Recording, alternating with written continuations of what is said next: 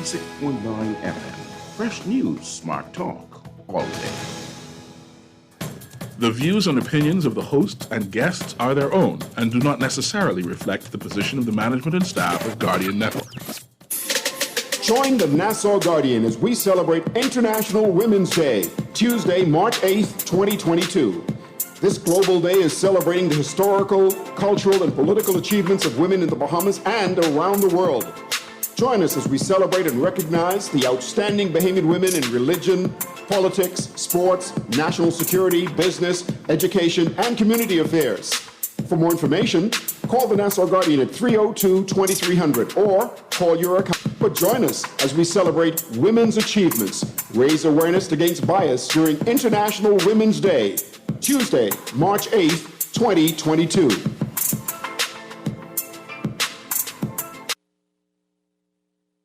This is Guardian Radio 96.9 FM. Fresh news, smart talk, all day. The views and opinions of the hosts and guests are their own and do not necessarily reflect the position of the management and staff of Guardian Network. Gentlemen, take your marks. Set.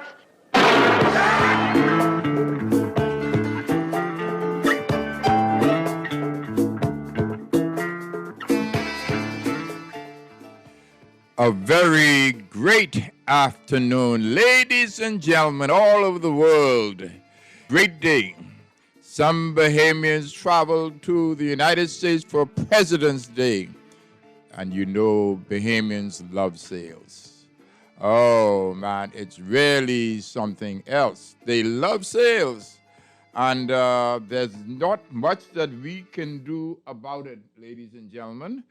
But it is a good day, and Linda Fitzgerald is watching. And would you believe this? A young man called Jay Mitchell. Oh, he is watching from Phoenix, Arizona. Jay, I know you're doing something great in Phoenix, and that's what I'm talking about. You are a Bahamian. You are a great entertainer. And I am sure you're doing something well in Arizona. So, we're talking about there are numerous persons, as I say. Oh, the world has changed. And the Russian leader is challenging Putin is challenging of what is going on now in the world. I note that persons all over the world who watch and listen various platforms that we have. And ladies and gentlemen, I give shout-outs to George Williams, not the coach from St. Augustine's in North Carolina, and William Clark from the Valley, who works at Atlantis. And then the school is finished. But our Dolphin coach, Flores, has signed up with Pittsburgh.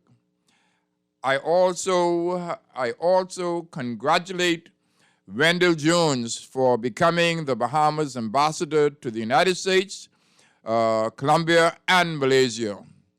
And I also give kudos to Ms. Charlton, who has run a great time. My co-host is Philippa Arnett, and I know she is on our way. Track World is brought to us by Sun Oil, Auerbach Homes, Sunshine Insurance, from Vancouver to Athens, 50 years of Bahamian international track and field competition. We are also talking about Freeman DeVoe, Pairdale. And Freeman is the CEO, and the business is oil and energy. I have a financial service. I am a financial services representative for Kalina. And this is over 41 years. My daughter, Alexis, is my business partner. We are the A team at Kalina. Kalina has health insurance and Kalina General Brokers. We now will go to a quick break, and upon our we will be speaking with a legend, ladies and gentlemen. So we take a brief break.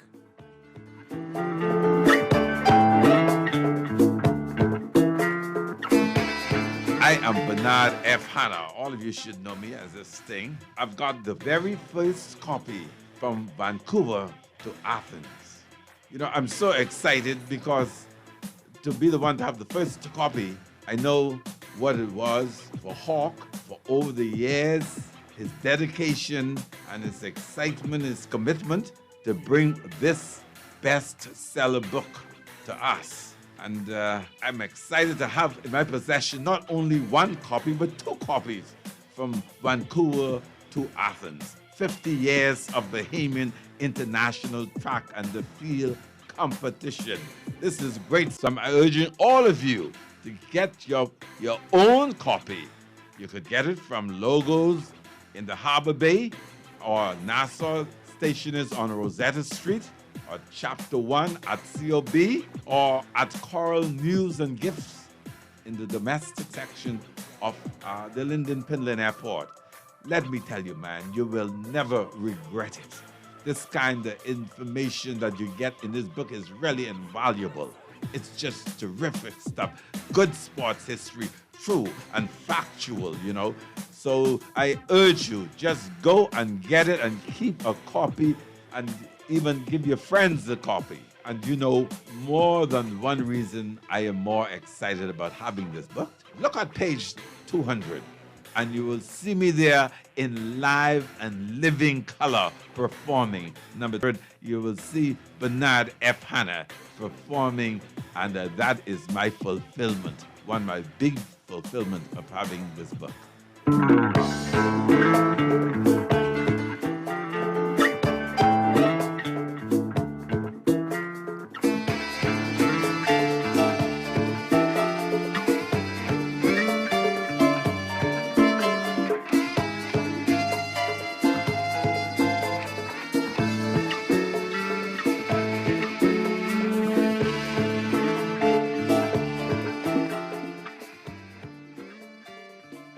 Ladies and gentlemen, I promise that you're going to have the opportunity to listen to and even ask questions of the one and only Ricardo Lightburn. Ricardo, how are you this evening? Hawk, I am great, man, down here in Grand Bahama. Oh, that's what I am talking about. Let me ask you this. Where did you first attend school? Nassau, Grand Bahama, and all of that? Well, I actually went to Quarry Mission Primary. I attended Wilton Albury there in Nassau and Nassau Street. And that's out west? That's out west? I thought your family was from the east. Listen, we know back in the day when they were getting ready to develop Grand Bahama, my father, a government auditor, my mother, an educator, were transferred, and so we were all transferred.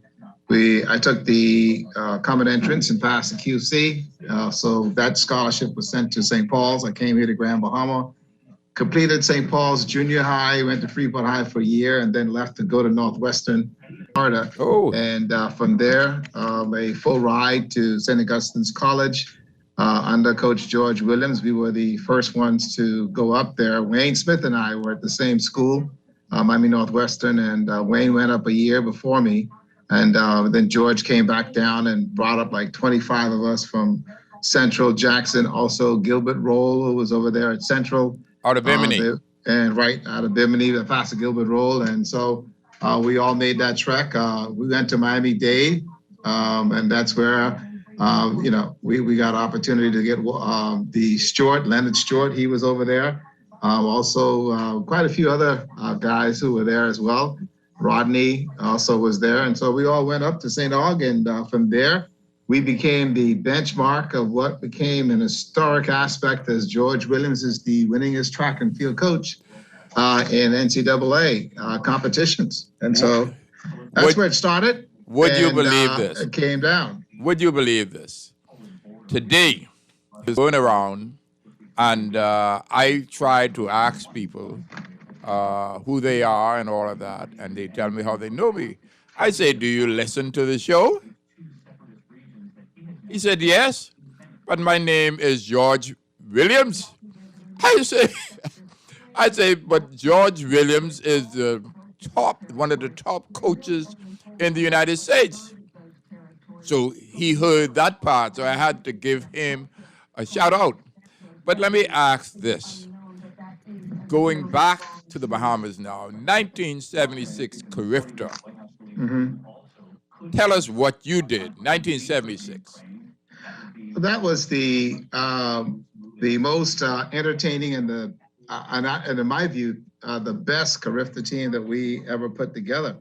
Because when Bradley Cooper and I came out for the trials, I went down, Bradley came in a shot put, I went into the pole vault, and we made the team, and we performed there in New Providence at the Thomas E. Robinson Stadium, giving the Bahamians an opportunity to see what kind of talent we had. And let me tell you, we had a unique group of individuals, and to this day, we're still all family and friends. Lucy Russell, Beryl Bethel, Ricky Moxie, Chanel Ferguson was on that team with me as well, Stephen Hanna, you name it. We had a lot of guys who made the Bahamas the so-called envy of the Caribbean and made the way for the contingent of Bahamian athletes that have now come behind us and have really made a mark in the world. But there had to be a point to where it all began. And taking the gamble to host a Carifta game in 1976 was for me the most rewarding aspect that I've ever experienced. And to see where we are today, to come back as a broadcaster and call it and watch these kids develop and see where we were to Cinders and to see where we are today with the Chevron track and what's happened in track and field and the numbers and the records and the whole 9 yards. It in itself is, fantastic. Lucy is down there at Martintown Primary School. I was down there with her last week, Friday, when the Minister of Education came down, yes. And she was kind of smiling and happy because when we see each other, we always reflect on that 76 team. And that is what is, understand, Hawk, that, track and field and what it brings to you as a human being is everlasting. Oh, yes. You create everlasting friendships and everlasting memories and the things to this day. You can talk to any athlete that has run over the years and see that their friends are still their friends forever and 20, ever. 30 years down the road. Let me say something. First of all, a young man called Vaughn Culmer. You would have heard that he sponsors the show. Mm-hmm. Vaughn Culmer. And he knows you very well. He didn't go to St. Aug, but he knows you very well for whatever reason. And then Charlene Thompson is watching from New Jersey. And all those who are watching, I need to really tell them, because when we started out, Linda Fitzgerald was the only one watching. And there's more than nearly 300 people watching from all over the world. Now, let's talk about Barbados, the turnaround from Barbados. You did 11 foot 3 and 5 3/4 in Nassau for the gold. Let's talk about Barbados. I went into Barbados, and what we found is when we got into Barbados, the box that we were using for the pole vault was damaged. And I explained to the meet organizers that, listen, I'm using fiberglass poles. I cannot use the pot that you have, because you have a piece of board up there. And what it does is that it limits the pole from some issues. And that's exactly what happened.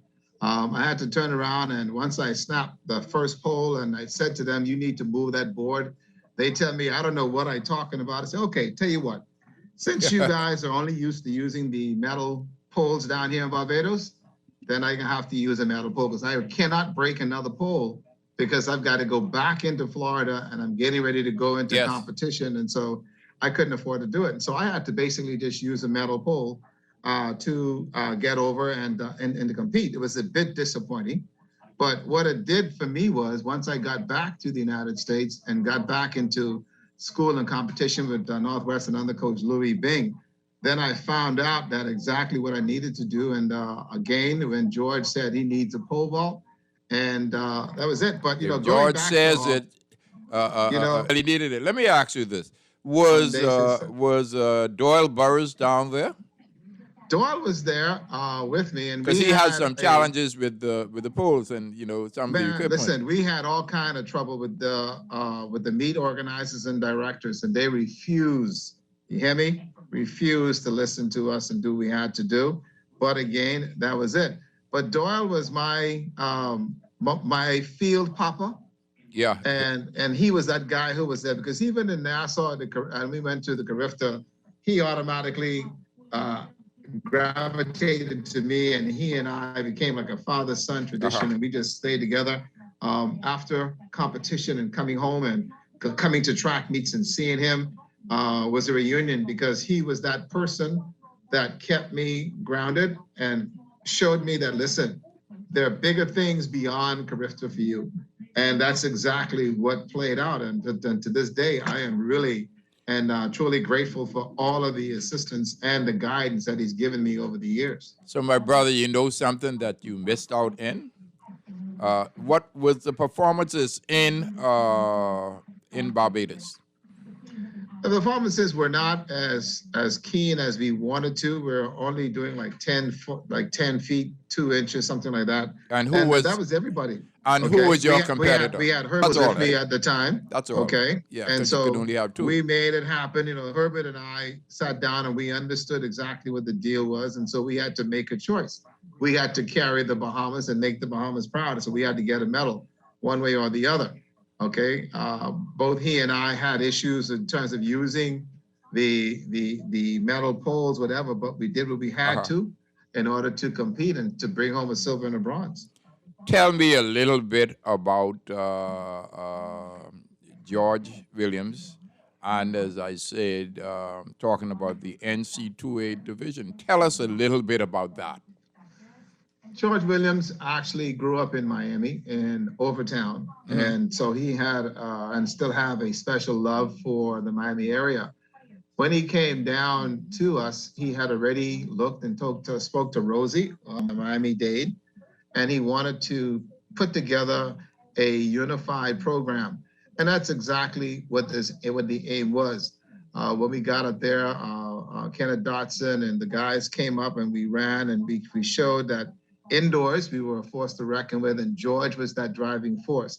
He had a vision, and the vision for him was to put together a solid and a competitive track and field program and to make sure that his athletes graduate. And that was something that we were very proud of. And for me, it spilled over because when Jackie Conyers and Lynette Antone and all those came up there, everybody came up and whatever, it really made a big difference because the whole gist was, listen, you got to get an education to get out of here. And Cora Hepburn knows, will tell you, I made sure, and I would check on them every day. You guys up to speed on your work. And that's what George Williams wanted. Let me ask you this. Corridors were doing volleyball and some other things. And then with Mother Pratt coming in, and he brought in Mother Pratt and helped her get to us. And then also we had, quite a few other guys that come through the system. But his whole idea, Hawk, was to develop young men and women that can perform and stand on their own 2 feet, get a college education, and make him proud. And that's exactly what we were able to achieve. And to this day, the number of athletes that's gone through there by Mother Pratt helping along the way. A ton. Tom the Bird Grant. Tom the Bird Grant, all those guys who came up there. We were the first, but they came after, and they became the catalyst to making the program work. And to this day, because he's my dad, I just was in North Carolina last summer. I went up and I saw him. He was a bit disappointed in the way that the institution dealt with him accordingly. Yeah, yeah. In terms of that, but he seems to be happy now. Right, but to see where he was and to see what has happened now, he just plays golf, but he has still done it. I was scared as heck when he went into Dubai and he got hurt. Oh man, man. And so I couldn't reach him. And what's his name? What's his name? With there, I'm talking about. Oh heavens, Rupert Gardner was there. But Ralph was there with him. Right, and I know Rupert was there. Rupert was there, and so through Rupert, we were able to get consistent updates on how he was doing, whatever. I called his wife, and we were able to communicate and get some idea what's going on. He was so he was like an all-out blitz to keep abreast of what's going on, and the one thing he said to me is that God is good, and when you do good for people and you do things the right way, yes, God has a way of giving you more than one chance to make amends and do some things to assist you. And he has had more than one chance. This is it. He's had more than one chance. He's got a chance to enjoy life. He's playing a lot of golf now. He's got his grandkids. Yes. I used to babysit his daughter. I give you a joke. George had a red common gear hawk, and he took me like a son in my freshman year. And he said to me, "I just need you to make sure that when you get out of class, because I have some things to do on campus, so my job was to leave and go get Crystal from school, get her home, sort her out, make sure she's straight. By the time her mom Olivia gets home, they were there. And he gave me the keys and everything to his house and to his family to open up the doors. And this day, he's like my second dad. And even in the way things have gone, we are still as close as we were then, and to this day, still enjoying the results of what's happened. Let me ask you something. You mentioned Jackie Conyers. How often have you seen Jackie lately? I know she had a friend down in Grand Bahama, but how often do you see Jackie? I know my family know their brother, and how often do you see people? Philippa Arnett is saying good evening. Good evening, how you doing? Philippa. How you doing, darling? And I know her very well. Yes.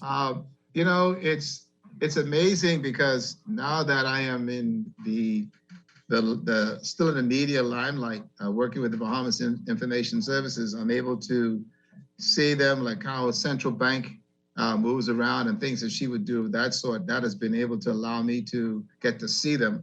I hear from them, and when they call me and telling me, listen, I was here for the day, but I'm headed back. I'm like, what are y'all doing? Yeah. But that's the Bahamian trait. Yeah. But at least they call and tell you. Rupert did that to me last weekend. He comes down and says, I only came in to give you a call. Well, I haven't seen Rupert forever. He doesn't answer his phone. Yes. All of the girls that came up and made the program work in volleyball and softball and even in baseball, and kids were and where they are today, and the number of individuals that have graduated from St. Augustine's University. Right now, my brother is in Maryland to the CIAA basketball tournament, and so it's a reunion up there. He would tell me about that. I wanted to go, badly, but right now you can't go everywhere. Let's not allow that to happen at this juncture. But you can't go everywhere. Yeah, and he's sending me videos and everything else. And so thank goodness for that particular technology. I'm able to be right there and see a lot of my old friends who have, now become professionals in more ways than one, that's there to celebrate the CIAA and what it's done for all of us that's come through the predominantly Black institution system over the many, many years.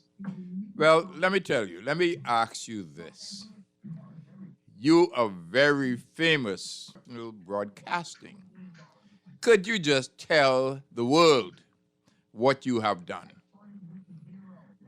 It's been a lot of fun for me, and being able to use what little gift has been bestowed upon me by the Maker. I had opportunity to, first of all, go to CNN and to involve myself with the international program up there, and that opened my eyes. I didn't realize that. To a lot of things in regards to sports, and my intention was to make sure that what I do in sports is going to be as close or better as what's going to be on the cable system. The doors opened to when Michael White, who was in Barbados, was working on the coverage for, and said they were looking to do a English Caribbean speaking event, which I thought was unique in that regards. I was given the opportunity to go at that particular point. Marcellus Hall was supposed to go to do radio. I was going to go to do television, but Marcellus' mother at that time, he lost her. And so I went down to Barbados. I could remember that like yesterday. She went to my church, St. George's. That's it. So it was a great opportunity. Penny Hyman, who was the producer at that juncture, sent me via email the scripts and whatever, and gave me what I needed to do. And so getting in there and working in Barbados as far as the English-speaking Olympic coverage was ideal. That then also springboarded me to be able to communicate with entities that's in the Caribbean and working with them on a consistent basis. As you know, we've had hurricanes like crazy come through Grand Bahama. And I've been one of those individuals that the Caribbean countries have been dependent upon to get information. And then in the London Olympic Games is when Sportsmax out of Jamaica got it. They wanted to send me to London to work up there. And I opted out because I really didn't want to be running up and down. And so when they told me, Lance Whitaker said, listen, we can do something similar to what we did down in Barbados, and I need you to be the host of my afternoon show and do my highlight show and go from there. I jumped to the opportunity to work with him through Sportsmax and IMC, and then also some relationships with Jamaica one TV. Of a kind. And so to go through there, and that too has opened the door for much to happen. With the recent Olympic Games, Lance called actually a week too late.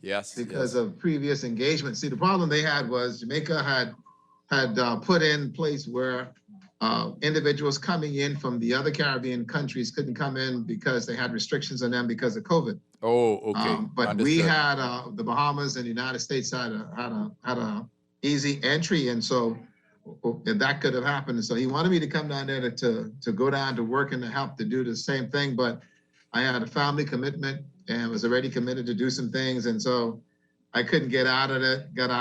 I did watch it though, because I saw Pauline going down and go from there. I'm still in communication with Lance and also the Sportsmax team as a lot of information in regards to sports, even though I work in the Bahamas Information Service and is not in ZNS Sports as I have been. I am still well equipped in that area. Like right now, we have the minister on the island, the Honorable Mario Boleg, who'll be here for the Falcons boys thing tomorrow, the Dudley Sade boys to men thing, and all the sports persons that I still communicate with within the Legends chat and the other sports chat. Marcellus right there. Brent, I can jump on the phone and give them something, and I'm still in that business of working and communicating, even with Kwame and the guys that are down there in Trinidad and Tobago. The World Relays was another avenue that I really enjoyed, Hawk. The World Relays was an absolute dream to work with the international broadcasters that came in and to have. Was this the final one? Was this the final one? Well, the final one was the World Relays. And I think the World Relays for me capped my career. But let me say this, Joy. Right. And we were all over there on Paradise Island having a ball, and it was a reunion for all of us in that vein. So, it was absolutely fantastic, man. And to see to this day, I still have and still is communicating with the various broadcasters that came in that are in Europe that's still working the IAAF circuit and going that route. And some of the video and some things that's necessary or they ask for, I can still get it for them. And so still engaged, still involved, and still looking. I told Lance that Los Angeles that's coming up is going to be my baby now. If you need me to go to LA, Oh, yes. I'll go. Los Angeles. I tell him I'll go to LA. Yes, and yes. to go from there. And even coming up with our kids going down to Jamaica, I think that's going to be great as well, because it's an eye opener, because coming through the COVID scenario and to see our kids now back on the track, see them running and then putting in respectable times after being closed in for so long, it's really incredible, man. Well, let me say this. I have been to Jamaica, I think it would have been 16 or 18 times. And there's no other country that I have visited more than Jamaica. So I am going to go to the Carifta Games this year. I am going to go to the Carifta Games this year. I don't think that I'm going to be going to the Penn Relays. You can't go all over the place. And Absolutely. you should be looking at going to the World Championships in Eugene, Oregon. Well, that's what I'm looking forward to. My brother is working on that one for us. I've set Just aside. for me. Yeah, We're looking at taking my son-in-law and the children. She has 4 children now, and we're gonna have a great time. A great time there. We're gonna find a way to do it. We're going to get it done. He's put together a good program to how we're going to just get on the road and make it happen. I think that's going to be the highlight of what happens for us this year. And I also want to go back to something, Hawk, what flashed in my mind. Edmonton in the World Championships. Oh, man. We were out there in Edmonton, and if I never said it, I want to say thank you for all the assistance that you gave me out there. In Canada. I'm remembering now. So Phil was there too. Was Phil there or just you? No, just me. Just you, yes. Went to cover, just went to cover it. Right outside, I could remember. Yeah, but you did give me some assistance, and Brent Stubbs also from the Tribune that was there as well. Thank you guys, and I remember it. If I never said it, thank you so much for all the assistance and getting back in one piece and enjoying it and still being a part. The World Relay was absolutely fantastic. Oh, man, it is something else. And guess what? I am sure we're going to have it come back again. Now, there has to be bids. Of course. There has to be bids. But I think that everybody wants to come to the Bahamas. I don't know anybody who does not want to come to the Bahamas. Oh, by the way, you may know Paul Bartlett. The Yes. Bartletts are from Grand Bahama. Okay, so he is watching the show. But yes, go ahead. Coming back to that, that's something that when the Honorable Mario Bole came here to Grand Bahama in his first capacity as Minister of Youth, Sports and Culture, that these are the kind of things that was placed in his head, and that's when you heard his contribution as to what he wants to do and wants to see happen. And to go from there, give you this. We are getting ready now to hold the Grand Bahama Games, the actual prelude to the Bahamas Games. So we will be the first testing entity for that here, and incorporating our youth and our people and our young people into the various disciplines, and to go from there. So we are now canvassing and getting a lot of the senior athletes that have worked in the various sports to come back now and begin to give us their expertise in order to make it happen. What I want to say to like Bradley Cooper, my teammates, and all those guys who have transitioned into sports administrators, and those who are sitting on the sideline doing absolutely nothing to help to facilitate and the growth of talent in this country, man, you got to get off your duff and do something to help our young people and do the things necessary. Somebody did it for you, and somebody did it for me. And so you got to be able to give back and to make this happen. And you'll be amazed of the young people. I know you on a day-to-day basis get the accolades where young people come to you and say, Mr. Finlayson, thank Oh you. yes, that. some that you don't remember. Okay. Some that you. I went to a funeral the other day, and I was going to St. Barnabas. This fellow was sitting outside, and he looked like he was doing some painting or whatever. And then I said, "Man, I know you." He said, "Yes, you know me." He said, "I used to run with you all at distance running." I say, "Man, that is something else." And he is a Curry. I can't remember his first name, but he was a Curry.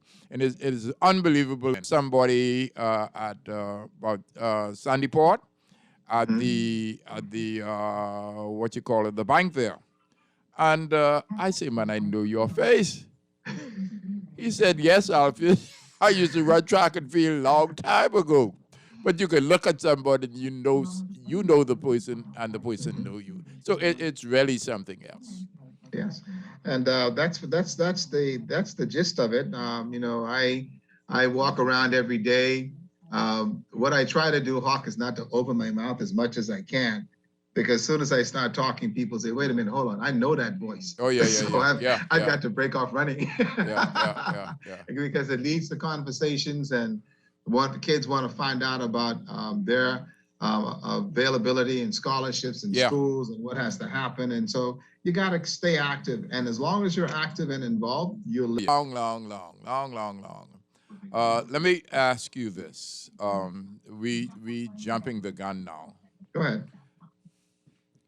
Retirement. I say I'm not retiring.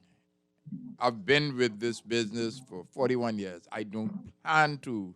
I don't plan to retire. I went to St. Augustine's. I'm talking about in the Bahamas, and we consider ourselves as Renaissance people. My brother Spence, my daughter Alexis. We have all kinds of things that we do in our mind. So tell me about when you're going to retire, how you're going to retire, where you're going to go when you retire. Well, let me tell you. Some different places that you've been. 3 years ago, the Broadcasting Corporation of the Bahamas sent me home. Because once you have crossed the 30-year barrier or you turn 60, else, eh? you must leave. Yeah. And so for some people, it's like a death. It's not a death, because the retirement age in this country is 65. Yeah. Okay. And so what they have done is they send people home early, but I refused to retire and to sit back and do absolutely nothing. I was approached about assisting in an administrative and media capacity through the Bahamas Information Service, and that's exactly what I was able to do over the past 2 years. That is to coordinate the dissemination of government information. I've been able to coordinate the press conferences and much that happens in sports and recreation for ZNS, for ILTV, also for our news and all the other print media, Tribune, Guardian, Freeport News when they were up, and other information, plus still having a open communications with many of my colleagues in the Caribbean. And so, Hawk, I don't have any means to say just retire and go away. When you have a gift and you need to share what you want, I listened to something Neil Ellis said during the funeral last week. I heard and that. He said that, when you leave, you want to leave empty. Yeah. Okay. And your age or whatever is presented to you should not stop you from carrying out that particular mission. And I believe That's that. the point. Because, my mother turned 84 on Sunday. And she's as sharp she as a tack. is a young woman. Okay. And she's as sharp as a tack, still involved. She is on her electronic devices and doing what she wants to do. Yeah. And so I've seen some people who have just decided that they were going to retire and call it a day because they're not been able to utilize that wealth of knowledge that they've acquired over the decades and not been able to put it to use, and to be thrown aside sends people into a spiral. I have no intentions of just walking and laying down and rolling over, because I still believe that I have much to give and much to help with. those folks who don't want me around, that's fine. That's fine. I go to other entities in order to assist and do things that we need to do. But and my so brother, any help that people want, especially the young journalists that's coming up now and those that are looking for help and assistance.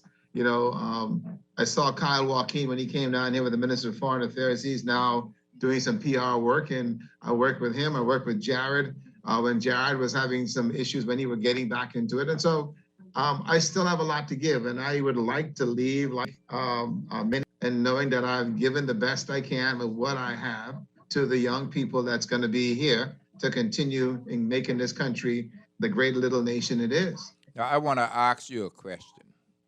You've been all over the world, and you've seen all types of athletes. Tell me the athletes that you get excited about. I have quite a number of them. And whenever you go, you're seeing, even if they finish participating, you're looking for who is there. Tell me those who you would look for, and tell me those who you think, well, you know, I've had my opportunity to be with our man from Jamaica, Usain, when he came here for Carifta, and when he won the gold, when he set all the records in the ones that you get excited about. I get excited like you when I talk about Usain Bolt. And I'll tell you why. When Usain Bolt came into the Bahamas, when he ran in the Carifta Games, it was hosted by Mr. Basil Nemor, and that came, and he came in and he ran.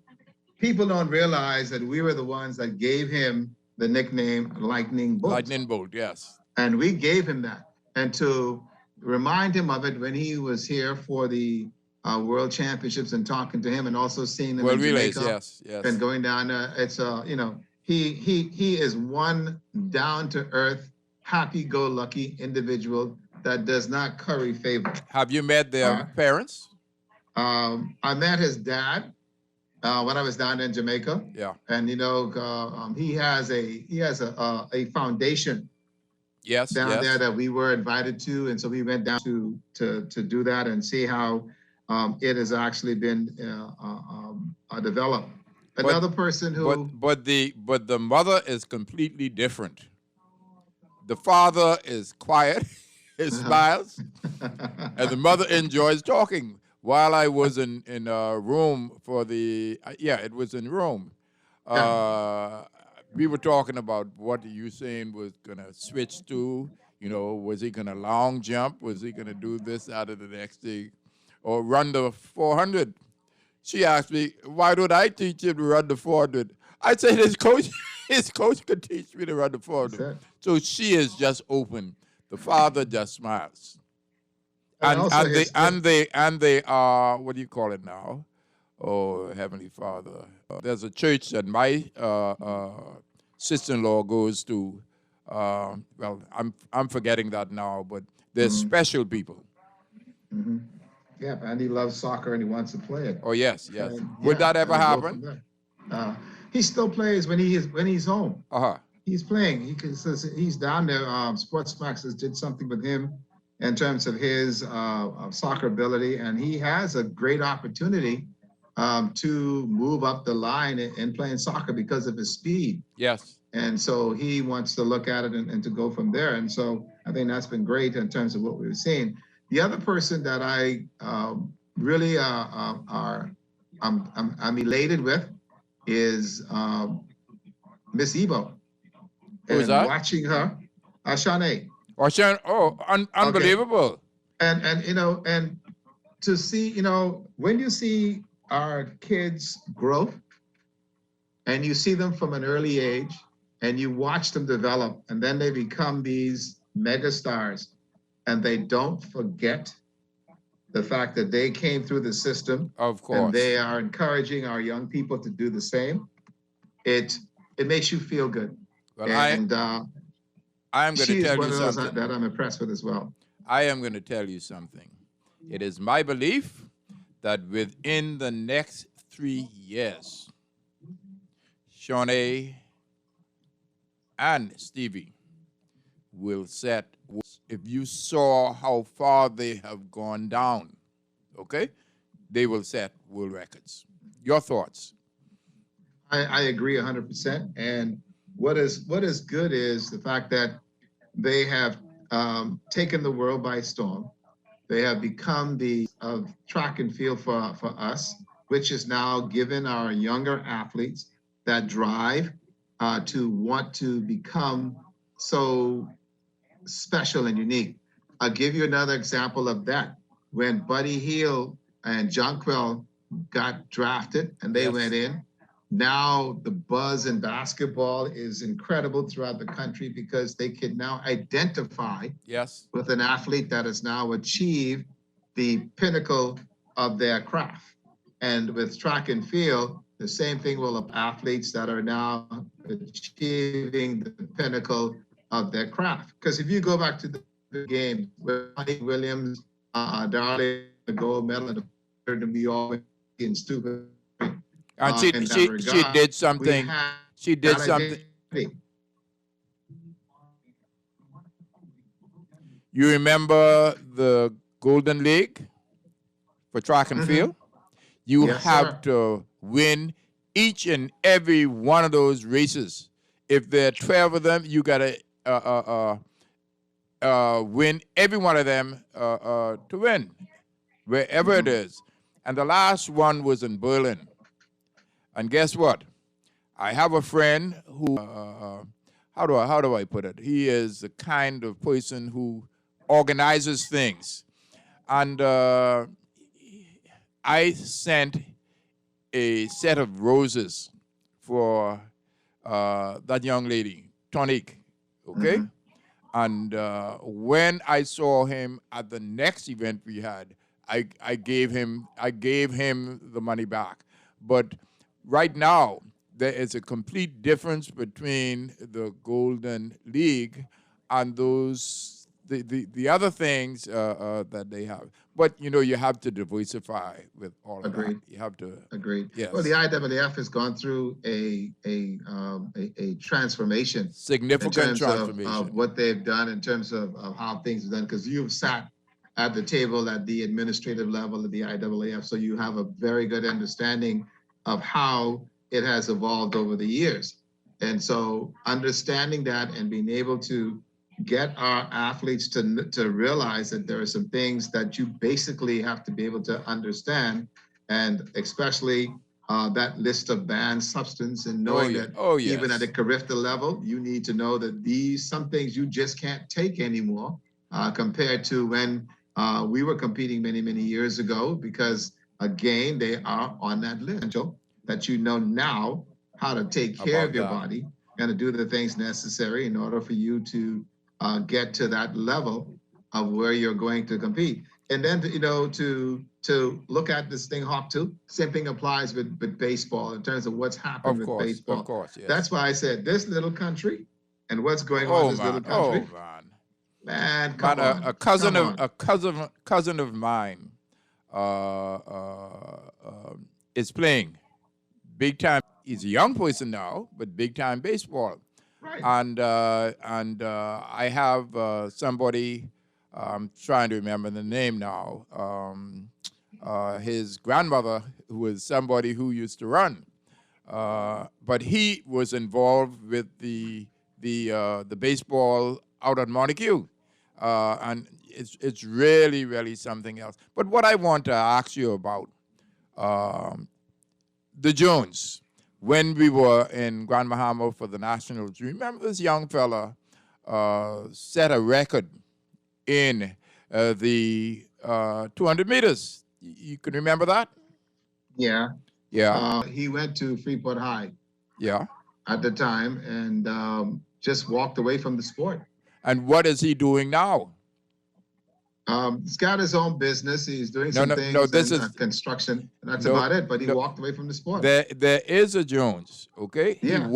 He was, as far as I know, he was at what's the place name now?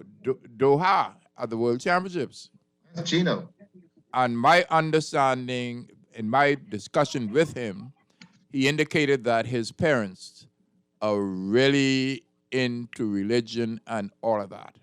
And I say, you're going to do well. And now he had the opportunity of running the 60 meters, now, and tying the NC2A record, and it was the best time ever so far this year when you look at the World Indoor Championships. But he won't be going in the Indoor Championships because he's still in college. It's in school. Yes. Okay. Yeah. Well, you have a lot of kids right now that's competing here. I know we've got like 25 to 30 kids that's in the school age right at this point. His mom and dad and those who work for Batelco, I should say BTC, in terms of what they're doing and how things have gone. But that's where the parental support mechanism comes in place, and go from there. I'll give you an example. Some time trials. Yes. Okay, here on the island, and we had a lot of parents that came out to watch their kids compete. And we have a number of kids in the under 17 division that is absolutely off the chart in terms of what they're doing. But it's going to take a little bit more work. We've been having this funny weather down here and whatever the case is, to notify our kids to get to where they are going to be as far as the times. And I'm watching some of the indoor times that they've been posting and watching what's happening outdoors. Everybody's getting ready to go outdoors now. And so now you're getting ready to see the full. A week ago, there was the outdoor 60-meter trials down in Jamaica. So everybody is now beginning to run. And we had what's the name in second place, eh? Our sprinter, the 200 meters. And she is in Jamaica. Down there training. Yes. Okay, and so right now it'll come to me, but that's just by the way, Philippa said it's Terrence Jones. That's the name. Terrence. Okay, yeah. Terrence. Yes. Okay. And Anthony Strawn. Anthony Strawn. Well, she knows everything. Anthony trains out of Jamaica. Out of Jamaica, yes. Okay, and go from there. And Philippa is still trying to run? Philippa isn't trying to run. Philippa is a broadcaster, and she had the opportunity. That's why I put it that way, because I work with Philippa when we did the last Carifta Games here in Nassau, and I thought that was kind of fun with her to sit up in the broadcast booth and of course, and go through the motion. Of course. So let me say this: is there anything we missed? Because we have another 7 minutes or so, and I want to talk about birthdays and deaths and all of that. Please. No, Hawk, I want to thank you. When you did call me about the opportunity to do this, in my view, I want to thank you because it's I've been here in Grand Bahama, and because of the COVID restrictions, unable to move around like I'd like to, and to be back and forth between New Providence and the various other islands accordingly, and to go from there, and to still be able to be, relevant in the industry and still stay on top of what's going on, and to see that our young people are developing, and we're seeing the expertise handed on. I know Philippa and those are working with young everybody's doing what they have to do down there in New Providence and doing what they need to, and so for us here in the islands, keep us in mind, and we will be able to give you some of the athletes for our Carifta team that's going to be traveling. Our swimmers are doing well down here. Our kids are playing great basketball as well as baseball, and even in tennis. We just had a tournament here where a number of the kids from New Providence came down. And even in the sport of golf here on the island, which folks are being involved in, or getting our youth and junior programs up and running. And for me, it's come full circle. It's been unique to see how, as a little boy years ago, in 1970, playing baseball at the YMCA, and then coming back and coaching, and then looking at my kids venture some of them into the upper echelon of the league, and then in track and field working with Errol Bodie, and then making sure that our track program works and seeing how Tabernacle and the other schools develop, and Coach McPhee through basketball. It's just been a wonderful run, and I'm very happy that I was able to share some of that with you today. So Philippa says the members of the B3A track community are traveling to Miramar, Florida this weekend for an exciting track and field competition, and we talk about Jamaica. But I want to mention these birthdays and deaths. Sharon Storr, you know him. I was with him and Martin the other day. His birthday is on the 17th. You've heard of Smokey Robinson. He is 82 on the 19th, and he looks real good. Sidney Poitier, the 20th would have been his birthday. Javon Williams, he went to St. John's in Minnesota, and he works with the Ministry of Education. But Javon, I think he participated in the World Indoor at some point. Leotha Nixon, she is our HR person at Kalina. Patrick Carey, you may know Patrick Carey? Oh, man, he is when we need somebody like him, we're talking about the T Connection. He can play with, and has played with the T Connection. Then we talk about Fred Munnings, his birthday. His birthday is yesterday. Mary Benaby is assistant at Kalina. Helen Williams on the 24th. Debbie Green, you remember Debbie Green? That's my teammate. Oh, man, her birthday is the 24th. And guess what? When you hear about the Greens, we are from Mangrove Key, and Debbie is a Green. Karen Darwell, Philip Smallwood, Wayne Aroner. And then we look about Camille Fraser. I don't know if you know Camille, but Ernest Fraser is her father, and she lives in Britain. Then we have Dr. Julian Stewart. Dr. Julian Stewart is the one who worked with BJ, and significantly, he was the one who handled the doping situation.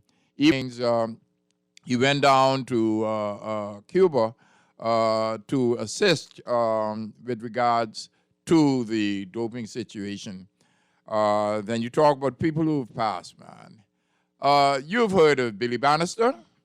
Mm-hmm. Billy Bannister passed last night. Billy Bannister. And his brother had already passed. So Billy was on his way to his mother because the father is gone. And that really is something else. And then we talk about Senator Patricia Coakley, Catholic. She passed. Charlie Short, okay, we went to St. Augustine together, and he went to St. Thomas in Minnesota. And we're definitely getting the people from St. Thomas to be at that funeral 2 weeks from now, or maybe this weekend. Charlie Short, we were so close, and he became the of statistics for the Bahamas. And then Cedric Miller, our first cousin out of Andros. Thank you so much. Thank you so much. Thank you so much again. I really enjoyed this show. All the people, I mean, the producer, of course, and all the people who watch and listen to the show. Thank you so much. Thank you so much again. And we're going to do something else, my brother. Thank you.